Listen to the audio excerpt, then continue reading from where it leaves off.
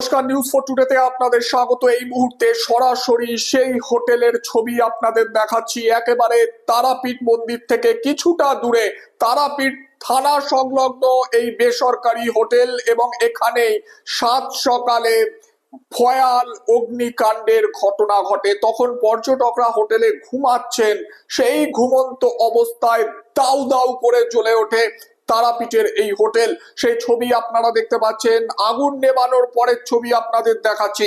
ভয়াল অভিজ্ঞতা হয়েছে তারাপীঠ মন্দিরে আসা পর্যটকদের।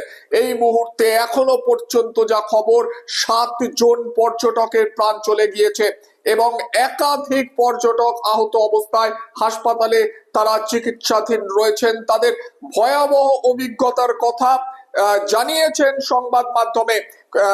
বরাত জোরে প্রাণ বেঁচেছে এই পর্যটকের, তার কথা আপনাদের শোনাবো। 4টের সময় খুব আওয়াজ পাই এবং কড়কড় করে আওয়াজ হয়। আমরা হোটেলের মানে রিসেপশনের জাস্ট ডান দিকের 2 নম্বর রুমে ছিলাম, আর আমার আর মা আর বোন ছিল 1 নম্বর রুমে।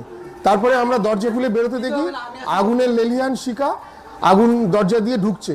আমরা দরজা বন্ধ করি, দরজা কোনো জানলা ছিল না। বাথরুমে গিয়ে বাথরুমের যে উপরে যে ফাঁকা জায়গা, সেখান থেকে বেরোনোর চেষ্টা করি। তারপর অনেকক্ষণ, প্রায় 45 মিনিট আটকে থেকেছিলাম। আমি, আমার ওয়াইফ, 2টো মেয়ে আর মা আর বোন পাশের ঘরে ছিল। লাস্ট অফ অল মানে ওই তারাপীঠ থানাতে বারংবার ফোন করার পরে ওনারা এসে দরজা ভেঙে আমাদেরকে উদ্ধার করেছে। আর আমার মা মানে বোন ইনজুরি হয়েছিল, ফার্স্ট এডের পরে গেছে। আমি ইনজুরি, আমার মা সবচেয়ে বেশি অবস্থা খারাপ, সেন্সলেস হয়ে